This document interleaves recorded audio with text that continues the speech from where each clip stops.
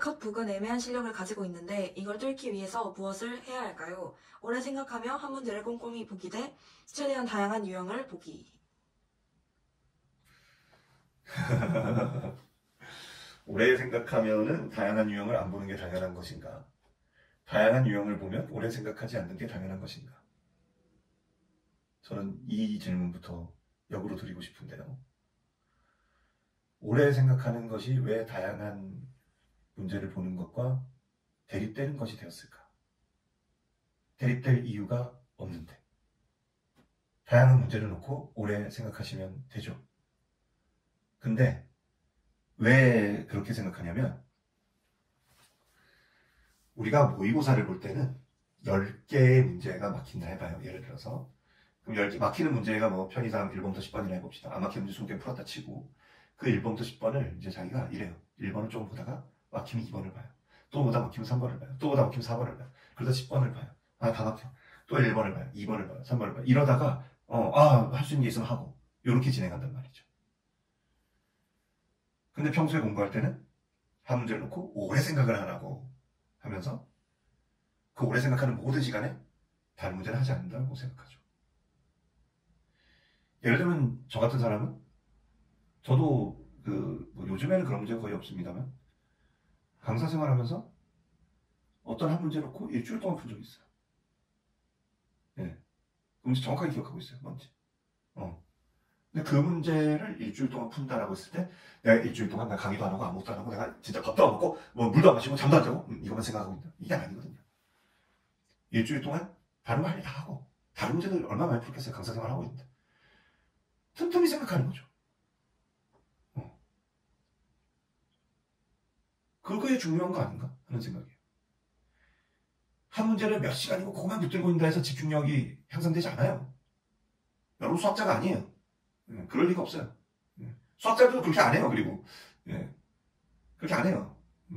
되게 수학자는 되게 방구석에 처박혀가지고 뭔가 그 휘휘휘휘 하면서 이렇게 뭔가 딱 연구하면서 깨달았다 이럴 것 같잖아요. 아니에요. 그렇지 않아요. 다 평범한 사람들이에요. 근데 그런 사람들도 안 그러는데 자기들은 그 한 문제를 풀기 전에 완전히 이해하기 전에 다른 건 아무것도 못할 것처럼 생각하고 있는 거 아닌가. 이 질문에 먼저 스스로 답을 내리셔야 된다. 내 답은 그거예요. 그렇게 생각하기 때문에 이게 대립되는 거로 받아들이는 거죠. 다양하게 공부하세요. 그리고 막히는 문제들을 오래 생각한다는 것이 오랜 시간 붙들고 있으라는 뜻이 아니라 여러 턴을 잡아서 생각하시라. 이게 제 답입니다. 모의고사를 풀 때 순서를 어떻게 하는 게 좋을까요? 아무렇게나 하십시오. 이렇게 말씀을 드리는 건 모든 학생에게 동일한 잣대를 적용할 수 없기 때문입니다. 학생이 스스로 판단하시죠. 이 질문을 하는 학생이라면은 나름의 계획이 있지 않겠습니까? 1번부터 스트레이트로 30번까지 풀고 같지는 않은데 자신의 나름의 계획을 시험 시간에 구현해보고 구현해 본 거에 대해서 평가를 내리고 이런 과정을 계속 거치면서 다듬으십시오. 저는 이 정도 답이면 될 거라 생각해요. 이렇게 말하는 학생들. 사실 대부분 학생들이 이거에 대해서 아무 생각이 없어요. 그걸 알아요. 순서 되게 중요해요. 근데 순서가 중요한 거의 목표는 오직 하나. 어려운 문제 푸는데 많은 시간 쓰다가 쉬운 문제 2개 못 풀면은 그게 더 손해라는 거예요. 쉬운 문제 2개 풀고 어려운 문제 하나를 버리는 게 낫지. 그래서 쉬운 문제를 어려운 문제보다 먼저 풀기 위한 순서를 짜는 것인데 이것도 저는 이 세상 모든 수험생에게 다 적용되는 게 아니에요. 대표적으로 옛날 제 제자 중에 한 명은 이런 학생이 있었어요. 정말 자기는 그런 거예요. 11시 반만 되면 집중력이 떨어져서 못 풀겠다고. 시험 시간이 10시 반부터 12시 10분이잖아요. 그 11시 반부터는 거의 집중력이 떨어져서 고난도를 못 풀겠다는 거예요. 그런데 어떻게 해야 되냐 하길래 그럼 10시 반에 시작할 때 30분부터 풀고 시작해라. 처음에 그게 말이 되냐고 했어요. 그럼 일단 한번 실험해보자. 했더니만 그렇게 실험했더니만 그 시험에 처음으로 100을 맞고 온 거예요. 선생님 저 이렇게 해서 100 맞았는데 진짜 이렇게 해야 되나요? 하더라고요. 아니, 나도 실험해보자고 한 건데 그냥 근데 그게 처음으로 100 맞은 게 현실이 되고 나니까 그거 고민하더라고요. 그때는 저는 학생한테 이렇게 얘기했어요. 결정은 네가 하는 거다. 근데 너가 누구인지는 알았지 않느냐. 그럼 판단을 알아서 하는 거다. 그 정도만 되면 스스로 계획을 믿어버리면 된다는 거예요.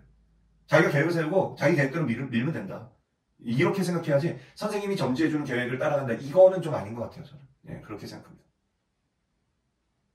선생님 안녕하세요. 흔스피릿 수강생입니다. 선생님께서 강의해주신 흔스피릿을 매주차 테마들을 아직 다 기억하지 않아 까먹은 부분은 다시 책 보고 강의를 보고 있습니다.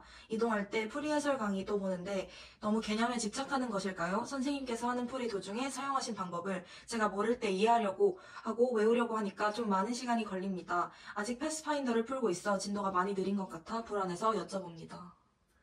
불안한 건 진도가 느린 게 아니고 저는 이런 얘기 들으면 듣고 있으면 하나도 안 불안하거든요. 그게 왜 불안해? 하는 느낌인데 학생 입장에서 불안한 건 이해해요. 남들은 뭐 NG하네 뭐하네 하는데 예, 이거죠. 근데 그 남들 중에는 잘하는 학생도 있고 못하는 학생도 있어요. 그리고 진도가 이렇게 나가는 학생들 중에도 잘하는 학생이 있고 못하는 학생이 있어요. 불안할 일이 아니에요. 난 하나도 안 불안한데 그게 왜 문제야? 하는 생각이에요. 느린 거는요. 그 느림의 시간을 갖고 집중해서 공부할 수 있으면은 더 많이 성장할 수 있는 기회입니다. 우리가 느리게 공부할 수 있는 시간을 얼마나 확보할 수 있느냐가 사실은 수험 생활에서 큰 틀에서 봤을 때 되게 중대한 전략적 판단이에요. 전술적 판단이 아니라 전략적 판단이에요. 예, 그렇게 보거든요. 예, 그래서 느리게 할 수 있는 시간을 확보할 수 있는 지금이 가장 좋은 걸 수도 있어요. 그러니까 지금의 자신의 공부의 패턴에서 암과 물음에 대해서만 정확하게 집중해서 내가 드디어 정병훈이 하는 걸 나도 할 수 있게 되었다. 만들으세요. 그거 가르쳐 준 거에 50%만 만들 수 있어도 예, 매우 잘할 겁니다. 이렇게 생각합니다.